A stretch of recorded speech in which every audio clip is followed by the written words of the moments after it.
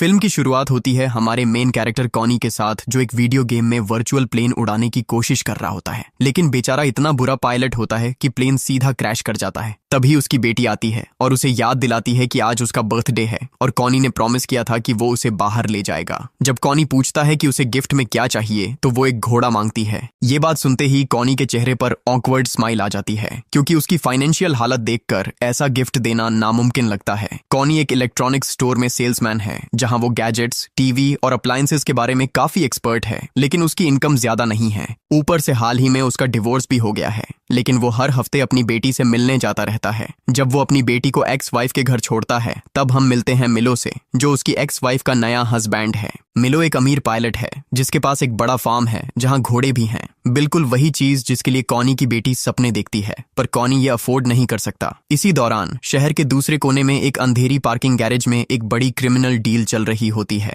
कुछ drug dealer एक बड़े डफेल बैग के साथ पहुंचते हैं जिसमें 30 किलो हाई ग्रेड नशा होता है। उनकी मीटिंग एक माफिया गैंग से होती है जो यह सौदा बिटकॉइन के जरिए करना चाहता है ताकि बैंकिंग सिस्टम की नजर से बचे रहें, लेकिन पुलिस पहले ही उनके पीछे लगी होती है। महीनों से उनके कॉल्स ट्रेस हो रहे होते हैं और हर मूव मॉनिटर किया जा रहा होता है। डील पूरी होने से पहले ड्रग सप्लायर्स बायर्स का पैसा वेरीफाई करने के लिए पहले सिर्फ 1 किलो का सैंपल देते हैं। बाकी के 29 किलो वे अपनी गाड़ी में लॉक करके रखते हैं ताकि कुछ गड़बड़ हो तो नुकसान कम हो। जब पुलिस यूनिट्स ऑपरेशन एग्जीक्यूट करने निकलती हैं, तो क्रिमिनल्स को कुछ गलत एहसास हो जाता है। ड्रग सप्लायर्स तुरंत अपनी गाड़ी की तरफ दौड़ते हैं 29 किलो वापस सिक्योर करने के लिए, लेकिन उससे पहले ही अंधेरे से एक अनजान शख्स सामने आता है। वह सीधे ड्राइवर के पास जाता है, एकदम शांत और सटीक तरीके से गोली चलाता है और ड्राइवर वहीं मर जाता है। अगले ही पल पूरे गैरेज में अफरा तफरी मच जाती है। इस हंगामे के बीच वही राजदार शूटर वह बैग उठाता है जिसमें 29 किलो नशा होता है और अपनी कार में रख देता है। उसी वक्त पार्किंग गैरेज में एक आम आदमी भी मौजूद होता है। वह पूरी गोलीबारी और चोरी अपनी आंखों से देखता है। पैनिक के बावजूद वह अपना फोन निकालता है और वीडियो रिकॉर्ड करना शुरू कर देता है। शूटर, जो पहले से ही हाइपर अलर्ट और पैरानॉइड होता है, तुरंत नोटिस कर लेता है कि कोई उसका वीडियो बना रहा है। 1 सेकंड में उसे समझ आ जाता है कि अगर यह फुटेज लीक हो गई तो उसका पूरा ऑपरेशन बर्बाद हो जाएगा। वह तुरंत अपनी डायरेक्शन बदलता है और विटनेस के पीछे दौड़ पड़ता है। अब फिल्म का मेन कॉन्फ्लिक्ट शुरू हो चुका है। सीन कट होता है इलेक्ट्रॉनिक्स स्टोर पर, जहां कॉनी अपने कस्टमर को गैजेट्स के बारे में समझा रहा होता है। Technical specifications, audio output, refresh rate, सब कुछ इतनी कॉमनली एक्सप्लेन करता है कि कस्टमर्स जेन्युइनली इम्प्रेस्ड होते हैं। स्टोर बंद होने के थोड़ी देर पहले एक डायना नाम की कस्टमर आती है। उसे हेडफोन चाहिए होते हैं। कॉनी उसे एक बेहतर मॉडल सजेस्ट करता है, कहता है कि डेसिबल आउटपुट और साउंड क्वालिटी दोनों सुपीरियर हैं और प्राइस भी अफोर्डेबल है। डायना उसके ऑनेस्ट सजेशन से खुश होती है और वही हेडफोन ले लेती है। स्टोर बंद होने के बाद मैनेजर कॉनी से एक फेवर मांगता है और कहता है कि एक कस्टमर को अर्जेंटली टीवी इंस्टॉल करवाना है। कॉनी हमेशा की तरह बिना सोचे हाँ कर देता है। वह अपना टूल किट लेकर कस्टमर के घर पहुंचता है। वह कहती है कि टीवी का पूरा सेटअप भी कर देना, फिर वह किसी काम से बाहर चली जाती है। कॉनी अपने हेडफोन पहनकर काम में लग जाता है। उसे जरा भी अंदाजा नहीं होता कि इसी घर के दूसरे कमरे में मौत का खेल चल रहा है। यह उसी आदमी के घर में होता है जिसने गैरेज का पूरा सीन रिकॉर्ड किया था। शूटर उसका पीछा करते हुए यहाँ तक आ गया है। कॉनी के पीछे खड़ा होकर वह शूटर उस आदमी को गोली मार देता है और फिर वहां से भाग जाता है। मरने से पहले वह आदमी अपना मोबाइल फोन छिपाकर रख देता है, ऐसी जगह पर जहां कोई तुरंत नहीं ढूंढ सकता। यही फोन बाद में कॉनी के लिए सबसे बड़ा खतरा बनने वाला है। कॉनी बेचारा बिल्कुल अनजान अपना इंस्टॉलेशन का काम फिनिश करता है, हेडफोन उतारता है, टूल्स पैक करता है और निकलने के लिए घर के अंदर से गुजरता है। तभी उसकी नजर मरे हुए आदमी पर पड़ती है। कॉनी एक पल के लिए फ्रीज हो जाता है। उसे समझ नहीं आता कि क्या करे, कॉल करे, भागे या बस खड़ा रहे। इसी बीच सिसिलिया वापस घर आ जाती है। वह अंदर आती है और अपने हस्बैंड को मरा हुआ देखती है, जबकि कॉनी उसके पास खड़ा होता है। कुछ मिनट में पुलिस आ जाती है और कॉनी को अरेस्ट कर लेती है। कॉनी बार बार समझाता है कि वह बस टीवी इंस्टॉल करने आया था, लेकिन वह पुलिस का प्राइम सस्पिशन बन जाता है। घर में फोर्स एंट्री का कोई साइन नहीं होता और उस वक्त घर में और कोई था भी नहीं। पुलिस बिना ज्यादा सोचे समझे उसे कस्टडी में ले लेती है। कोर्ट उसके लिए एक पब्लिक डिफेंडर अपॉइंट करता है जो क्लियरली काम के बोझ से परेशान और कॉनी की कहानी पर शक में है। हर प्रूफ कॉनी के खिलाफ जाता है। क्रिमिनल रिकॉर्ड 0 होने के बावजूद उसे ट्रायल का इंतजार करने के लिए जेल भेज दिया जाता है। उसकी जिंदगी एक पल में पूरी तरह तबाह हो जाती है। कॉनी एक शरीफा आदमी होता है और जेल के झील माहौल में उससे सरवाइव करना बहुत मुश्किल होता है। कॉनी को लॉन्ड्री की ड्यूटी मिलती है। वहीं उसकी मुलाकात दो और कैदियों नरेंद्र और मूसा से होती है। दोनों जेल से भागने की एक योजना बना रहे होते हैं। उनका प्लान था वॉशिंग मशीनों के पीछे बने एक टनल के जरिए भागना और किसी पायलट की मदद से देश छोड़ देना। कॉनी चुपकर उनकी बातें ध्यान से सुनता है। धीरे धीरे उसे प्लान की सारी डिटेल्स, जैसे कौन कब निकलेगा, टनल कहां तक जाता है और फ्लाइट का शेड्यूल क्या है, सब पता चल जाता है। अपने वकील से मीटिंग के दौरान कॉनी उसे एक इंपॉर्टेंट बात बताता है कि उस मरे हुए आदमी ने मरने से पहले किसी फोन का जिक्र किया था। वकील एविडेंस लॉग चेक करता है पर वहां कोई फोन लिस्टेड ही नहीं था। ये सुनकर कॉनी की आखिरी उम्मीद भी खत्म हो जाती है, लेकिन वह फैसला कर लेता है कि वह टनल का इस्तेमाल करके जेल से भागेगा और वह फोन ढूंढ कर लाएगा। लॉन्ड्री रूम में जब कुछ देर के लिए गार्ड नहीं होता, कॉनी मौका देखकर टनल में घुस जाता है। वह तंग अंधेरी टनल में क्रॉल करके आगे बढ़ता है और आखिरकार बाहर निकल आता है। बाहर निकलकर वह कपड़े बदलता है और सीधे सिसिलिया के घर पहुंचता है। वह घर के अंदर हर जगह फोन ढूंढता है लेकिन उसे कुछ नहीं मिलता। तभी सिसिलिया वापस आ जाती है। वह कॉनी को देखकर चौंक जाती है। कॉनी उससे समझाता है कि उसके हस्बैंड ने मरने से पहले फोन का जिक्र किया था और मुझे लगता है उस फोन में कुछ एविडेंस हैं। वह कहता है कि अगर फोन मिल जाए तो मुझसे संपर्क करना, और फिर वह तुरंत टनल के जरिए वापस जेल लौट जाता है। लेकिन वह बहुत गलत समय पर टनल से निकलता है। लॉन्ड्री रूम में नरेंद्र और मूसा मौजूद होते हैं और वे कॉनी को अपने टनल से निकलते हुए देख लेते हैं। दोनों ये देखकर गुस्से से पागल हो जाते हैं। कॉनी बचने के लिए सीधे वॉशिंग मशीन के अंदर घुस जाता है। मूसा बिना समझे मशीन का ढक्कन बंद कर देता है और वॉश साइकिल शुरू कर देता है। कॉनी मशीन के अंदर घूमने लगता है और उसे सांस लेना मुश्किल होने लगता है। जब कॉनी बेहोशी के करीब होता है तब नरेंद्र मशीन बंद करके उसे बाहर निकाल लेता है। फिर उन्हें कॉनी के कमरे में एक फोटो मिलती है जिसमें कॉनी की एक्स वाइफ अपने नए हस्बैंड के साथ होती है। कॉनी ने उसका चेहरा पहचानने लायक नहीं छोड़ा होता, इसलिए उन्हें लगता है कि कॉनी ही पायलट है और वह उनके एस्केप प्लान में मदद कर सकता है। वे दोनों कॉनी से डील करते हैं कि अगर वह पायलट के तौर पर उनकी मदद करेगा तो वे उसे भी अपने भागने की योजना में शामिल कर लेंगे।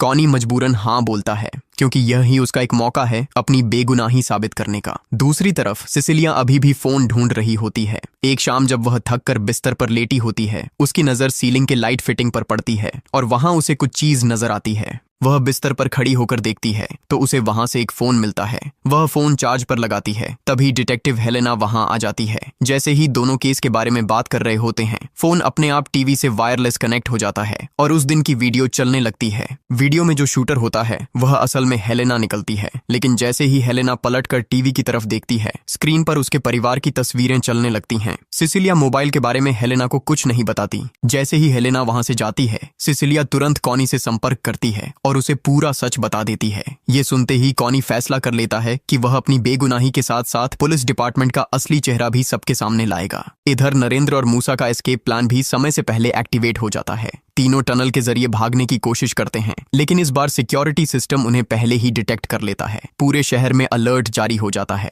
सेसिलिया किसी तरह वीडियो एविडेंस कॉनी तक पहुंचा देती है, लेकिन हेलेना उन्हें ट्रैक कर लेती है और पुलिस की गाड़ी में उनका पीछा करने लगती है। तभी मूसा गोली चलाकर उसकी गाड़ी का टायर उड़ा देता है। इससे वह वहां से सेफली बचकर निकल जाता है और सीधा एयरपोर्ट तक पहुंचता है। हेलेना कॉल करके डिपार्टमेंट से बैकअप मंगवाती है। उधर कॉनी प्लेन के कॉकपिट में चला जाता है, लेकिन उसे जहाज चलाना बिल्कुल नहीं आता। घबराकर वह प्लेन की विंडो से छलांग लगा देता है और एयरपोर्ट की तरफ भाग जाता है। वहां हम डायना को देखते हैं, वही हेडफोन वाली कस्टमर। पता चलता है कि वह असल में एक अंडरकवर कॉप है और हेलेना की जूनियर है, लेकिन उसे पूरा यकीन होता है कि कॉनी बेगुनाह है। इसी दौरान हेलेना एयरपोर्ट पर कॉनी को देख लेती है और सीधा उस पर गोली चला देती है। गोली लगने से कॉनी जख्मी हो जाता है और उसे अस्पताल में शिफ्ट कर दिया जाता है। हेलेना अपने पुलिस एक्सेस का फायदा उठाकर अस्पताल के रूम में घुस जाती है और कॉनी को इंजेक्शन देकर मारने की कोशिश करती है, पर डायना वक्त पर पहुंच जाती है। उसकी आवाज सुनते ही हेलेना छुप जाती है। डायना अंदर आती है और कॉनी के हाथ पर जहरीला इंजेक्शन देखकर सब समझ जाती है।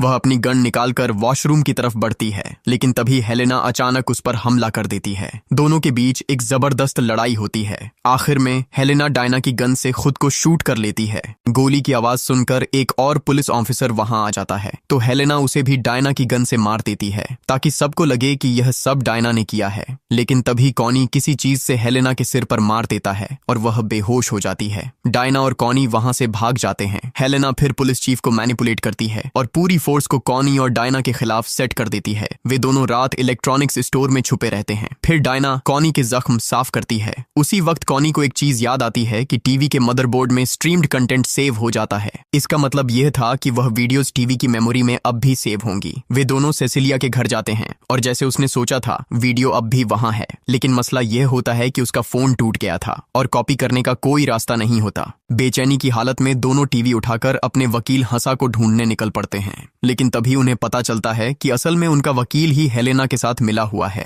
वे हंसा को एक बैग लाते देखते हैं और डायना तुरंत समझ जाती है कि उस बैग के अंदर ड्रग्स हैं, लेकिन कंफर्म करने के लिए उन्हें और पास जाना पड़ता है। कॉनी अभी हेलेना और हंसा की पार्टनरशिप समझने की कोशिश ही कर रहा होता है कि तभी डायना सब कुछ साफ कर देती है। हंसा अपने क्रिमिनल क्लाइंट्स की डिटेल्स हेलेना को देता है। फिर हेलेना उन्हीं पर रेड करवाकर उनका माल चुरा लेती है और बाद में वे दोनों मिलकर उसे ब्लैक मार्केट में बेच देते हैं। मूव करने के लिए वो लोग एक की कार्ड चुरा लेते हैं। डायना गार्ड बनकर खड़ी होती है और कॉनी चुपके से अंदर घुस जाता है। थोड़ा आगे जाकर वो देखता है कि एक बड़ी डील चल रही है बड़े ड्रग डीलर्स के साथ। दोनों टीवी खींचते हुए फ्रंट डेस्क तक ले जाते हैं। वहां से वो जानबूझकर पुलिस को कॉल करते हैं। इधर पुलिस चीफ हेलेना को कॉल करता है और रेड के बारे में बताता है। मीटिंग के बीच में हेलेना एक कॉल उठाती है जिसमें चीफ कहता है कि वह कॉनी के पीछे जा रहा है। यह सुनते ही हेलेना घबरा जाती है और तुरंत कहती है कि वह खुद वहां आ रही है।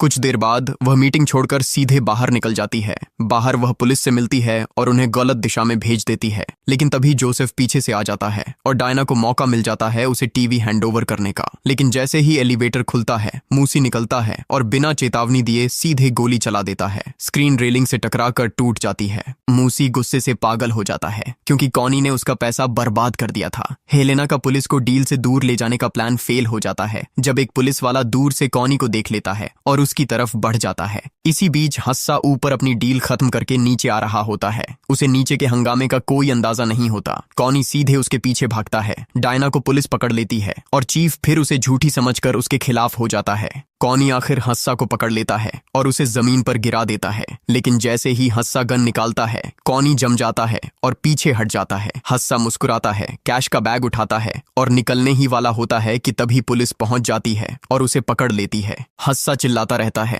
लेकिन बैग वहीं गिर जाता है। कॉनी बैग उठाता है और निकल जाता है। तभी मूसी की आवाज आती है। बिना सोचे कॉनी बैग उसकी तरफ फेंक देता है और अपना वादा निभाते हुए चोरी का पैसा वापस कर देता है। इसी दौरान डायना अफसरों से लड़ रही होती है, चिल्लाते हुए कहती है कि उसके पास हेलेना के खिलाफ सारे सबूत हैं। हेलेना शांत रहती है और सीधे टेसर चला देती है जब तक डायना बेहोश नहीं हो जाती। ये सब देखकर चीफ को शक होने लगता है। कॉनी चुपके से टीवी स्क्रीन उठाता है और निकल जाता है। वो एक कमरे में जाता है और एक स्टाफ मेंबर की मदद से टीवी की हार्ड ड्राइव को एलिवेटर की स्क्रीन से कनेक्ट कर देता है। जोसेफ पहले से ही थोड़ा शक में था, लेकिन जब उसने अपनी आंखों से वो वीडियो देखा तो उसने बिना देर किए हेलेना के हाथ में हथकड़ी डाल दी। जब हेलेना को ले जाया जा रहा होता है, रेडियो पर रिपोर्ट आती है कि अब वो प्राइम सस्पेक्ट है। ड्रग माफिया, वकील और हेलेना सभी पुलिस की कस्टडी में होते हैं। चीफ डायना से माफी मांगता है कि उसे पहले ही उसकी बात मान लेनी चाहिए थी और कॉनी को बेकसूर साबित कर दिया जाता है। वो घोड़े पर बैठकर अपनी बेटी से मिलने जाता है, लेकिन उसे कंट्रोल नहीं कर पाता। थोड़ी देर में वो घोड़े से कूद जाता है और बाकी बच्चे डर जाते हैं। जब वो जूलिया से कहता है कि घोड़ा उसने सिर्फ उधार लिया था, तो वो मुस्कुराती है, उसे गले लगाती है और अपनी दोस्त के पास लौट जाती है। डायना उसके पास आती है, दोनों पेड़ की छांव में बैठते हैं और यहीं पर ये फिल्म खत्म हो जाती है। अगर ये वीडियो आपको पसंद आई हो तो चैनल को सब्सक्राइब करें और बेल आइकन जरूर दबाएं ताकि ऐसे ही और वीडियो सबसे पहले आप तक पहुंचते रहें। देखने के लिए धन्यवाद।